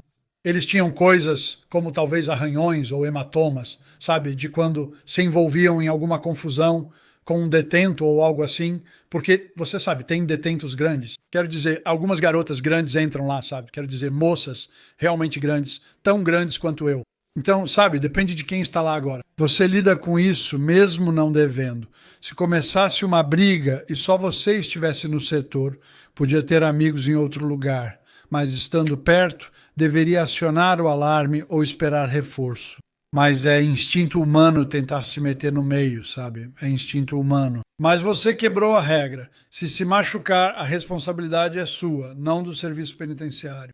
E eu acho que talvez já tenha havido ocasiões em que pessoas se machucaram desse jeito. Então é um pouco lamentável, mas é da natureza humana. Quando vê algo assim, você só reage. E quanto às prisioneiras sendo atacadas, quero dizer, funcionárias sendo atacadas? Bem, algumas funcionárias, bom, não posso dizer que elas pedem por isso, mas algumas são autoritárias e arrogantes. E algumas delas acabam provocando isso. Então elas acabam recebendo o lado ruim dos presos, o que tenho certeza que todo mundo entende. Sabe, eles não estão lá por serem pessoas boas, eles estão lá por fazerem coisas contra a sociedade. Então, no meu ponto de vista, eu sempre mantive uma linha tênue com eles, mas eles não faziam o mesmo. Eles faziam cumprir a lei se preferir. Isso então os enfurecia. E é aí que pode ficar desagradável, sabe? Então é lamentável, mas acontece. Acontece que, sabe, eles podem ser atacados. E a senhora de quem falamos antes, eu realmente impedi e ataquei por ela, porque eu já tinha resolvido aquilo. Observando de um patamar, vi 3 ou 4 garotas planejando arrastá-la para a cela. Provavelmente teriam espancado ela até virar polpa. Talvez eu conseguisse ajudar depois, já que eram 4 contra ela. Mas eu desci e evitei isso porque contei a elas o que vi e o que percebi pela linguagem corporal, que elas estavam realmente pretendendo fazer aquilo. E elas ficaram, tipo, não, no começo, sabe? Mas depois acabaram admitindo, tipo, porque ela fez isso com a gente e sempre foi assim. E eu disse, esse não é o caminho. Esse não é o jeito de seguir em frente. Eu não posso fazer isso, sabe? Eu não posso permitir isso. Eu falei, se fizer isso, vai se meter em encrenca. Eu disse, desta vez, se você não levar isso adiante, então eu vou deixar pra lá. Acho que exagerei um pouco, pois observei eles mais de perto do que faria normalmente. Houve alguma outra situação em que você percebeu a mudança de clima? Isso já aconteceu comigo uma vez. E acho que essa foi a única vez na vida em que realmente encontrei alguém que, por algum motivo não sei, realmente pegou no meu pé. Ela me odiava. É a única forma que posso dizer. Ela trabalhava na saúde e era de Leeds. Sempre lembro disso. Ela era uma garota bem grandona. E, de repente, ela inundava uma cela. Então, obviamente, você tem que desligar tudo lá fora, sabe? Por causa disso tudo, porque tudo ficou inundado. Então, espera, isso nunca tinha acontecido com a gente. Então, a gente não sabia onde desligar essas coisas encharcadas. E no final a gente achou e desligou. Enfim, fui fazer a inspeção. Ela sentava na cama, balançando os pés na água, como se brincasse em Clithorps. Perguntei a ela, por que fez isso? Ela disse, por sua causa. Eu perguntei, o que eu fiz? Ela disse, eu te pedi um rolo de papel higiênico mais cedo, e você disse que ia trazer de volta. Eu falei, bom, eu tenho outros trabalhos, sabe? Não posso simplesmente ficar correndo por aí com um rolo de papel higiênico. Ah, então eu posso simplesmente me cagar. Eu disse, não tem chance disso. Ia voltar, mas falei, olha lá o que você fez agora. Então eu pensei, não estou satisfeito com isso. Não estou nada satisfeito. Pensei, agora não haverá retaliação contra ela. Peguei o rolo de papel higiênico, voltei e perguntei, ainda quer ir ao banheiro? Ela disse que sim. Então eu fui e disse, tá aqui, e joguei. Joguei direto na água. Ah, foi isso, era isso. Quero dizer, eu entendo ela ficar maluca, mas eu com certeza a irritaria até a morte. Eu a irritaria até a morte. Esse papel higiênico caiu direto na água e ela está gritando. Tivemos que retirá-la da saúde após o incidente. E devia ter uns 5 de nós. Tinha um na cabeça, 2 nos braços. Lembro do meu chefe, Chris, organizando na frente. Eu estava atrás e ela tentava me chutar o tempo todo. A gente estava andando para a segregação porque era para lá que estávamos levando ela. Ela estava gritando insultos para mim e tentando me chutar, sabe? E tudo isso. E então ele teve que dar ordens para derrubá-la porque ela estava ficando muito difícil. Então tivemos que levá-la ao chão. E bem, eu tive que começar a rir então porque essa amiga que segurou ela pelos braços, ela era uma garota grande, sabe? E então ela foi ao chão junto com ela. Ela estava de calça e a calça rasgou, não foi? Então tudo ficou à mostra. Então eu recuei e pude ver tudo aquilo rasgado e fiquei pensando, meu Deus do céu. Isso teve um pouco de humor, mas não foi feliz. Ela ficou muito chateada com o rasgo. Quando a levamos até isso, ela começou a gritar e a me ofender. Você se lembra de mais alguma engraçada? Outra engraçada me vem à cabeça agora. Tinha uma garota que sempre vinha, todos a conhecíamos. Chamávamos ela de June, a doida, uma viciada em drogas de Dewsbury. Se estiver assistindo, ela vai saber. Sempre que me via, ouvia outros funcionários de quem gostava, ela dizia que tinha conhecido alguém. Ao sair de um, ela pulou em mim 2 vezes. Ela falava, te pego depois, Sr. Graham, vou voltar, enquanto todos na fila gritavam, June, desça! Sabe, mais uma vez tivemos que tirar ela por causa de uma acusação. Ela estava trabalhando nessa oficina onde eles faziam guarda-chuvas. Sabe aqueles guarda-chuvas grandes de golfe? Eles acharam esse pessoal em Newell, jogadores de golfe e tal. Mesmo assim, ela não sabia fazer esses guarda-chuvas, já que não era muito esperta, não era a June. E ela surtou nessa oficina e tivemos que tirá-la de lá porque ela estava completamente furiosa. Fomos lá acalmar, mas ela continuava. Falei, Joan, calma. e a tiramos dali. Não precisamos contê-la, mas ela teve que ir conosco, os agentes para a segregação. Então, na manhã seguinte, ela foi levada diante do governador. E esse governador, ele ainda é o governador até hoje. Acho que ele não se aposentou, mas está em Wakefield. Era um cara ótimo. Trabalhei com ele por muito tempo. Quando contei o que houve, ele riu muito. Você sabe, ela se vestia igual a June, a maluca. Era assim de estranha. Então ele disse, certo, ok, vamos lá, traga ela. Então fui até os vendedores. Joanne está pronta para você agora, querida. Vamos lá. Ela disse, estou abençoada aqui. Ela veio e fomos diante dos governadores. O governador disse, você estava ontem na oficina 5 fazendo guarda-chuvas, gritou insultos ao instrutor e tudo mais. Sim, eu fiz. Então está confessando sim. Por que fez isso? Ela explicou de um jeito que não posso dizer em frente às câmeras, mas vou tentar explicar da melhor forma. Ela disse, são aquelas malditas sombrinhas. Quem consegue montar uma? Mal consigo abrir uma, imagina montar todas.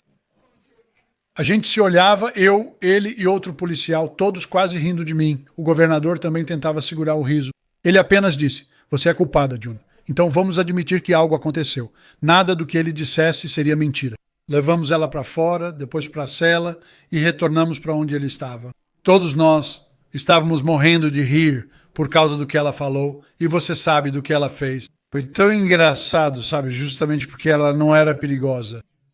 Ela era só uma dessas garotas hiperativas. Havia situações em que os prisioneiros intimidavam outro prisioneiro. Isso acontecia regularmente. Sim, isso era algo que acontecia com frequência, onde eles tiravam coisas deles, sabe? Eles queriam isso, queriam aquilo, queriam, sabe, doces ou qualquer outra coisa. Porque tudo basicamente gira em torno de tabaco, doces e coisas assim. E, sim, eles ficavam arrependidos, mas às vezes praticavam bullying com eles o tempo todo, sabe? E obviamente isso acabava afetando a saúde mental deles. Então eles começavam a se auto-machucar ou vinham até nós chorando e pedindo para serem transferidos. Mas aí é difícil transferi-los dentro daquela instituição, porque quem está praticando bullying tem controle disso e daquilo. Eles também têm amigos lá. Então isso geralmente continua onde vão. Pena que você não pode ajudá-los. Você tenta, mas não consegue. Muitos de nós somos viciados em substâncias. Sim, eu diria que esse é o principal problema no New Hall. Eu diria que chega a 90%. Sim. Tínhamos uma ala que, no início, abrigava assassinas. Todas foram transferidas para Low Newton. Nordeste. Perdemos todas. E sabe, sei que pode parecer ridículo, mas era a ala mais agradável de trabalhar. Que assassinas? Porque todas elas sabiam que estavam cumprindo uma boa pena. Então todas se comportavam. Elas eram todas educadas. Era muito raro ter algum problema com elas. Muito raro. E as celas estavam sempre limpas, muito limpas mesmo. Mas aí, quando ele começou a ir para outros pavilhões, onde basicamente eram só jovens que se prostituíam, viviam em caixas de papelão ou em portas de entrada, eles não se importavam em manter as coisas arrumadas e limpas. E sabe, então você está sempre em cima deles por causa disso, sabe? Sim, presos perpétuos só querem seguir em frente, né? Os presos perpétuos só querem paz e seguir em frente. Muitas vezes eles seriam tão gentis. Você não consegue imaginar o que eles fizeram. Alguns pelo crime e por quem mataram, na minha opinião, mereciam uma medalha, não prisão perpétua. Deixa pra lá tempo, sabe? Pelo que fizeram com os filhos deles, digamos assim, colocando dessa forma. Sim, já vi casos de mães que mataram homens por fazerem algo com seus filhos. Sim, tivemos uma lá. Eu não acho que elas deveriam ir para a prisão. Isso é ridículo. Eu costumava dizer pra ele, eu dizia, escuta, vou te falar uma coisa agora. Você deveria ter recebido uma medalha. Em vez disso, foi trazido aqui pra gente. Qual era a história dela? Bem, esse sujeito estava mexendo com as crianças e ela descobriu. De qualquer forma, não sei como ela fez isso, mas ela o matou e o jogou em um bueiro, no esgoto. Eu não sei como ela fez isso. Mas se você a conhecesse, se a encontrasse aqui agora, moça adorável, adorável. Mas eu posso entender essa raiva. Eu realmente posso entender essa raiva. Qualquer pai sentiria isso. Sim, claro. Eles sentiriam esse tipo de coisa. Eu sei como me sentiria se mexessem com meus filhos. Já estive no jogo e sei que tirar uma vida é errado. Mas eles, de certa forma, tiraram muita coisa de você e do seu filho. Acho que a lei deste país está errada, na minha opinião. Concordo. Você já foi reconhecido por prisioneiros que foram soltos? Sim, com muita frequência. Você é bem distinto. Minha esposa não queria ir para Barnsley. Ela disse, Kevin, não podemos mais ir para Barnsley. Porque tudo que ela ouvia era Sr. Graham, Sr. G. Eles vinham até mim.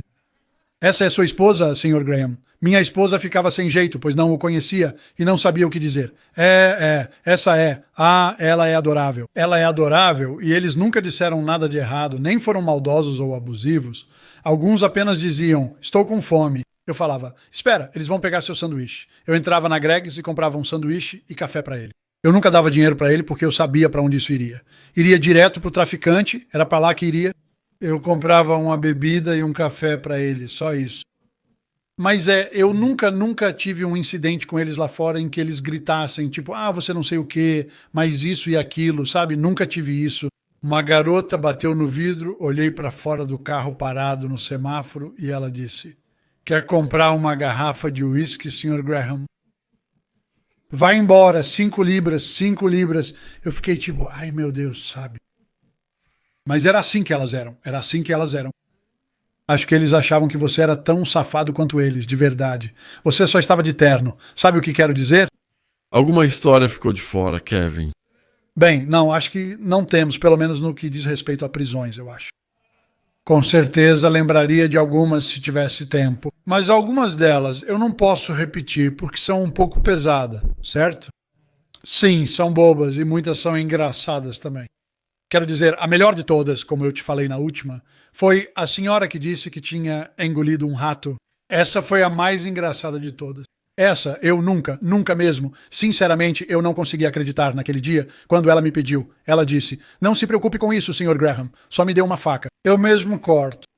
Se eu desse uma faca, ela faria. Falei, desista, Pam, você não pode fazer tudo, querida. Resolvo isso depois do jantar, vou procurar orientação médica. Você vê isso mexendo na minha barriga? Ela achava que tinha engolido um rato à noite. E isso foi demais para mim.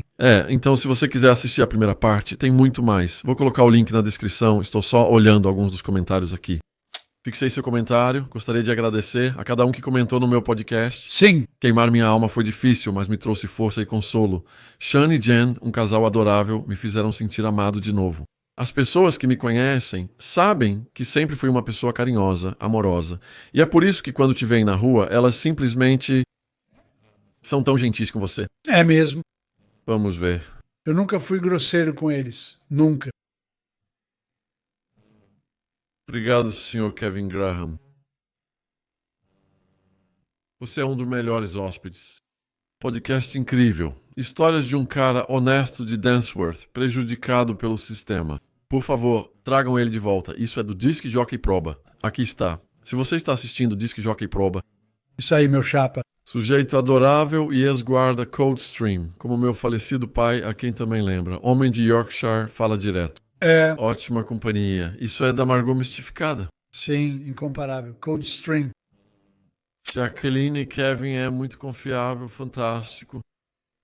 E Lee Marvin, um abraço para você em Manchester. Suas histórias de agente penitenciário são as mais insanas que já ouvi. O livro dele vai ser insano. Estávamos trabalhando na republicação. Falaram que o livro do Kevin será best-seller. Deus, você tem muitos funcionários chegando, não é? Sim. Acho que você mexeu com algumas pessoas lá. Um deles escreveu o comentário mais longo que já vi. Ah, sim. Eu pensei que, sabe, e esses são os únicos comentários negativos que já encontrei. Então isso meio que conta a história. Destaque esse cara só pelo tamanho do comentário. T-O-S-H-T-I-M. Eu normalmente não comento aqui, mas preciso comentar. Eu também trabalhei na HMP New Hall. Sim, sim. Páginas e mais páginas disso. Sim, eu li. Puxa vida. Absolutamente ridículo. Carl, vi 2 minutos e já sei que será ótimo. Shell, ansioso pelo audiolivro. Rocky, gostei, Sean. Kevin mostra ser um bom homem de Yorkshire. Classe trabalhadora, um dos melhores agentes penitenciários que já vi. O sistema é tóxico. É mesmo. Mateus, o agente, esteve aqui mais cedo e disse que o sistema está prestes a colapsar. Então, está colapsando. Você concorda com isso? Tenho sim mesma opinião. E não muito a ver com os agentes mais antigos, porque muitos deles têm o meu respeito. Preciso dizer isso. Eles realmente sabem administrar uma prisão e um estabelecimento. E sem eles, esses lugares desmoronariam. Mas é o sangue novo que eles estão trazendo. Eles não são realmente o que deveria estar lá, Sean, para ser sincero. Eles são muito jovens e inexperientes. Quero dizer, antes de eu terminar, estávamos na ala E, a maior ala, e havia 3 iniciantes jovens. E os detentos, eles sabiam que esses 3 jovens tinham chegado. Então eles sabiam que podiam enganá-los. Só tinha eu lá como alguém experiente. E Dave Lin, de quem falei antes, oficial sênior, ele ficava ao fundo em seu escritório. Provavelmente ele estava assistindo ao eBay ou algo assim. Mas ele estava no escritório enquanto eu assumia o comando nas aterrissagens para prender os suspeitos. Então o sino tocou. E normalmente quando o sino toca, as garotas se levantam e todas ficam se abraçando. Boa noite, querida. Boa noite. Boa noite. Os técnicos não sabem quanto tempo vai levar para instalar, entende? Mas normalmente isso só, acontece e pronto. Mas todas elas sentaram e eu estava lá em cima, no corredor. Percebi que todas estavam cochichando e decidiram, vamos comandar essa aqui. E eu pensei, isso vai ser complicado, só tem eu aqui. O Davi está lá no escritório. E elas gritaram de novo, ora, sabe? Então eu pensei, vou ter que encarar isso aqui, vou ter que me arriscar aqui. Então eu só me apoiei no corrimão e gritei, levantem suas bundas e venham para cá. Todos vocês agora. Eu disse, vou descer e prender cada um de vocês. Amanhã vocês aparecerão diante dele, diretor. Eu disse, cada um de vocês, eu disse, eu não vou aceitar isso, vamos lá agora. Você via eles olhando pra gente e dizendo, vamos nos mexer, e eu falei, vamos. Eles começaram a se mexer. E assim que eu comecei a me mexer, quero dizer, não me entenda mal, eu estava todo empolgado, sabe? Eu estava me exibindo. Mas porque eu pensei, não posso confiar nesses garotos. E até alguém sair, sabe, é meio longe do E-Wing. Sabe, o resto da equipe teria que vir. E eles estariam trancando ao mesmo tempo. Mas eles começaram a se mexer. Então eu fiquei realmente feliz com isso. Eu tentava brincar mais com as garotas quando vinham, para que sentissem que realmente me faziam um favor. Mas esses garotos jovens estavam se fechando. Aí os outros estavam tocando os sinos mais adiante para deixá-los sair e beber um pouco de água. Então eu estou olhando. Sempre que olho, vejo Helena descendo para pegar água. Vejo Marjorie, que ficou trancada 10 minutos, saindo. Grito. O que está acontecendo? O que queria? Digo, você sabe o que faz? E todos estavam rindo, porque eles sabiam o que estavam fazendo, eles só estavam me fazendo de bobo. Só falei, tranca eles, coloca para dentro, estamos dentro. Tivemos que colocá-los para dentro em determinado horário para a contagem ir à sala de controle. Porque se a contagem não for feita naquele horário, nenhum funcionário da prisão pode ir para casa até que contem. E se eu estiver naquele bloco, sou eu. Mas o Dave Lin entrou e ele estava gritando e berrando. O Dave estava. Você é só um pequeno, tipo Maio Pequeno, George. E ele estava gritando, sabe? E aí eles saíram correndo, sabe? Acabou se resolvendo, mas foi um momento realmente assustador. Porque só eu, entre aquelas 100 garotas, sei o que faço. Aqueles 3 nem sabem o próprio caminho. Se elas tivessem me dominado, aqueles 3 provavelmente teriam fugido. Então pensei que precisava assumir o controle. Eu simplesmente tive que fazer isso. E eu fiz, e felizmente deu certo. Mas poderia ter sido diferente, sabe? Mas foi isso. Então, pessoal, deixem nos comentários o que vocês acharam desse episódio. Sim.